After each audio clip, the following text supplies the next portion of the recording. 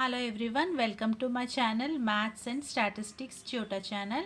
If you like my videos, please like, share and subscribe to my channel. Today I am going to explain about statistics concepts, which is measures of dispersion in the standard deviation. I am going to explain. In my previous class I have explained about standard deviation concepts and problems related to standard deviation.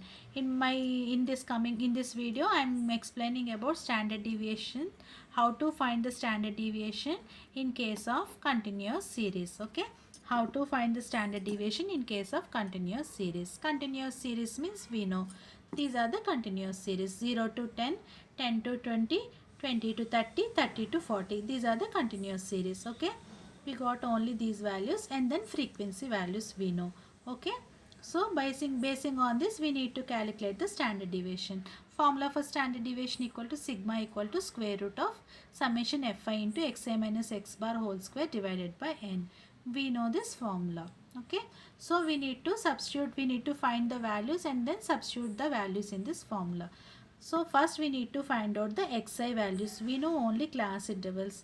Basing on these class intervals, we need to find out the xi values. Okay, xi values. What is the formula for xi? Lower limit plus upper limit divided by 2.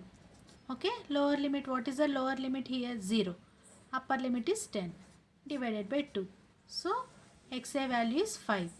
10 divided by 2, which is equal to 5. So xi is 5. Here lower limit plus upper limit, 10 plus 20, 30 divided by 2, which is equal to 15.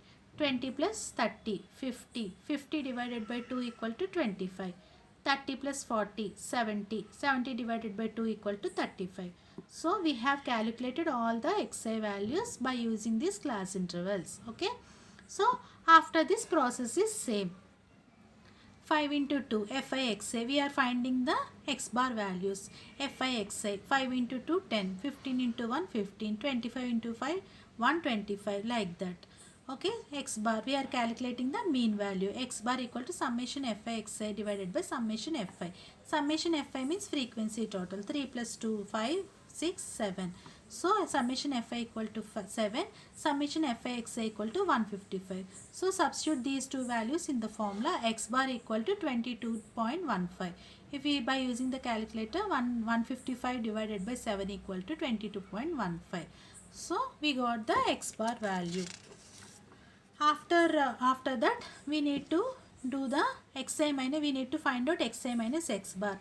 X bar we know in previous page we found x bar value 22.15.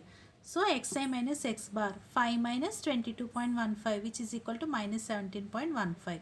15 minus 22.15 minus 7.15.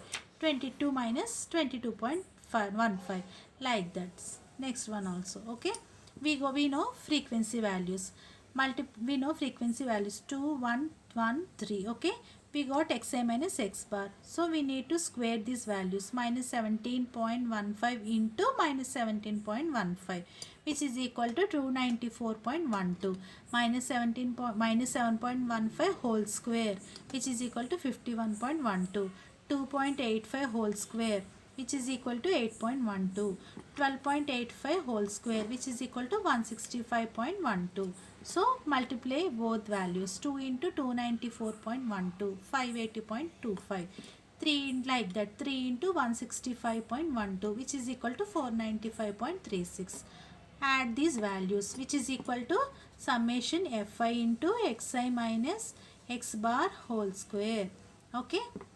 So substitute these values in the formula. Summation fi into xi minus x bar whole square equal to 1134.85. Summation fi equal to 7. This is the summation fi. 7. Total of these values 7. So divided by 7, 12.73. Okay. We can calculate the standard deviation by using assumed mean method also.